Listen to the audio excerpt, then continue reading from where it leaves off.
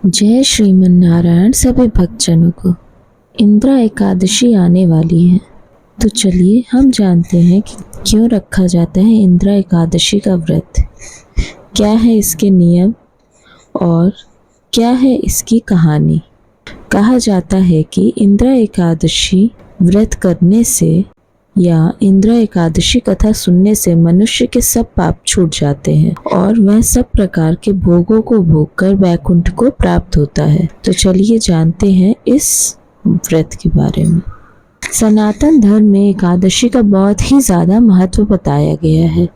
वहीं अश्विन महीने के कृष्ण पक्ष में आने वाली एकादशी को इंद्रा एकादशी के नाम से जाना जाता है। इस एकादशी का सभी एकादशियों में से बहुत ज्यादा महत्व बताया गया है, क्योंकि इस एकादशी के दिन पितरों की आत्मा की शांति के लिए पूजा अर्चना, पिंडदान, तर्पण किए जाते हैं। ऐसा करने से उनके पितरों की आत्मा को मोक्ष की प्राप्ति होती है। वहीं कुछ लोग इस एकादशी के दिन व्रत भी रखते हैं, जिसका बहुत ही विशेष व महत्व होता है। माना जाता है कि यह व्रत करने से पितरों की आत्मा को शांति मिलती है, पितरों के जन्म जन्म के पाप से मुक्ति मिल जाती है। इस एकादशी का व्रत करने से भगवान विष्णु की कृपा जातक पर बनी रहती है, उनके घर में खुशहाली रहती है। इस साल 2024 में इंद्रा एकादशी 28 सितंबर जो कि शनिवार के दिन पड़ रही है। यह सितंबर माह की अंतिम एकादशी है। इस दिन उपवास रखकर भगवान विष्णु की पूजा करते हैं और इंद्रा एकादशी व्रत कथा सुनते या फिर पढ़ते हैं। यह व्रत पितृ पक्ष में आता है और यह पितरों के लिए विशेष माना जाता है। तो आइए जानते हैं इंद्रा एकादशी का महत्व और इसकी पूजा का विधान। चलिए पहले हम जानते हैं इंद्रा एकादशी पूजा का विधान।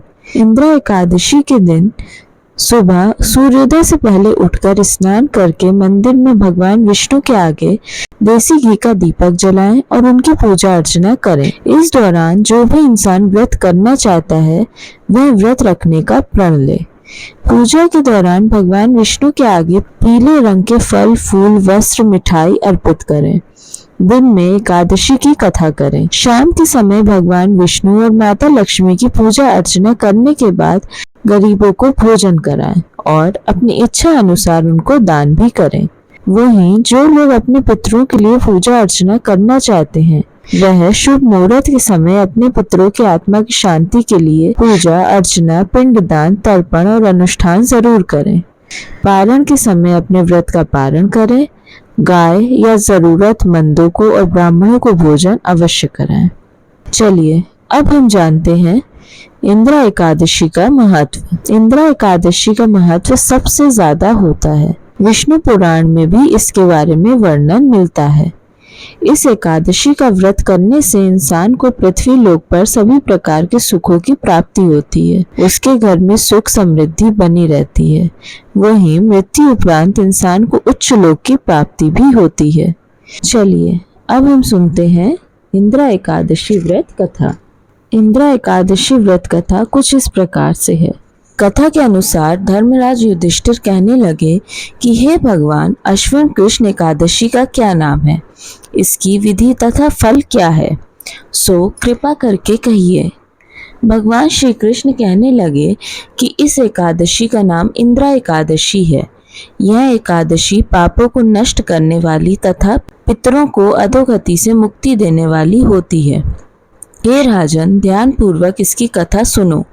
इसके सुनने मात्र से ही वाजपेय यज्ञ का फल मिलता है। कहा जाता है कि प्राचीन काल में सतयुग के समय में महिष्मती नाम की एक नगरी में इंद्रसेन नाम का एक प्रतापी राजा धर्म पूर्वक अपनी प्रजा का पालन करते हुए शासन करता था। वह राजा पुत्र, पौत्र और धन आदि से बहुत ही संपन्न था और विष्णु जी का परम भक्त भी था। एक दिन जब राजा सुखपूर्वक अपनी सभा में बैठा था तो आकाश मार्ग से महर्षि नारद उतरकर उसकी सभा में आए। राजा उन्हें देखते ही हाथ जोड़कर खड़ा हो गया और विधि पूर्वक आसन व अर्घ्य दिया। सुख से बैठकर मुनि ने राजा से पूछा कि हे राजन, आपके सातों अंग कुशल पूर्वक तो हैं? तुम्हारी बुद्धि धर्म में और तुम्हारा मन विष्णु भक्ति में तो रहता है। देवर्षि नारद की ऐसी बातें सुनकर राजा ने कहा, हे महर्षि, आपकी कृपा से मेरे राज्य में सब कुशल है तथा मेरे यहाँ यज्ञ कर्मादि सुकृत हो रहे हैं। आप कृपा करके अपने आगमन का कारण कहिए। तब ऋषि कहने लगे कि हे राजन, आप आश्चर्य देने वाले मेरे वचनों को सुनो। मैं एक समय ब्रह्मलोक से यमलोक गया। वहां श्रद्धा पूर्वक यमराज से पूजित होकर मैंने धर्मशील और सत्यवान धर्मराज की प्रशंसा की। उसी यमराज की सभा में महान ज्ञानी और धर्मात्मा तुम्हारे पिता का एकादशी व्रत भंग होने के कारण देखा। उन्होंने संदेश दिया, सो मैं तुम्हें कहता हूँ। उन्होंने कहा कि पूर्व जन्म में कोई विघ्न हो जाने के कारण मैं यमराज के निकट रह रहा हूँ।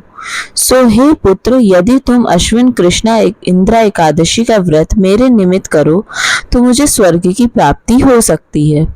इतना सुनकर राजा कहने लगे कि हे महर्षि, आप इस व्रत की विधि मुझसे कहिए।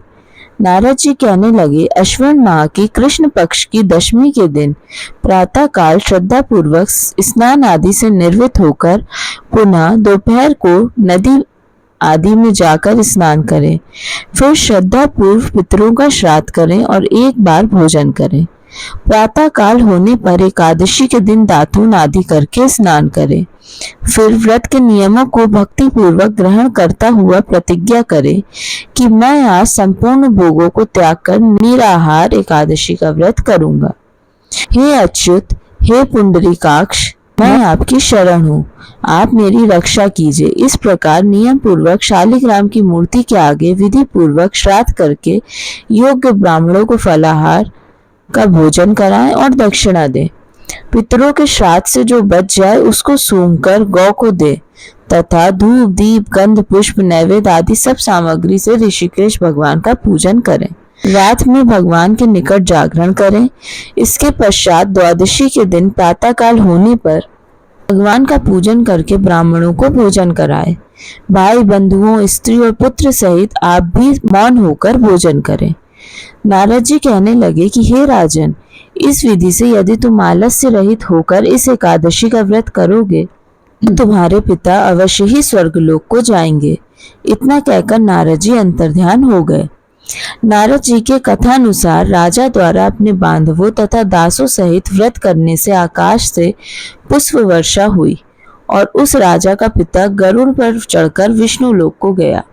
राजा इंद्रसेन भी एकादशी के व्रत के प्रभाव से निष्कंटक राज्य करके अंत में अपने पुत्र को सिंहासन पर बैठाकर स्वर्गलोक को चले गए।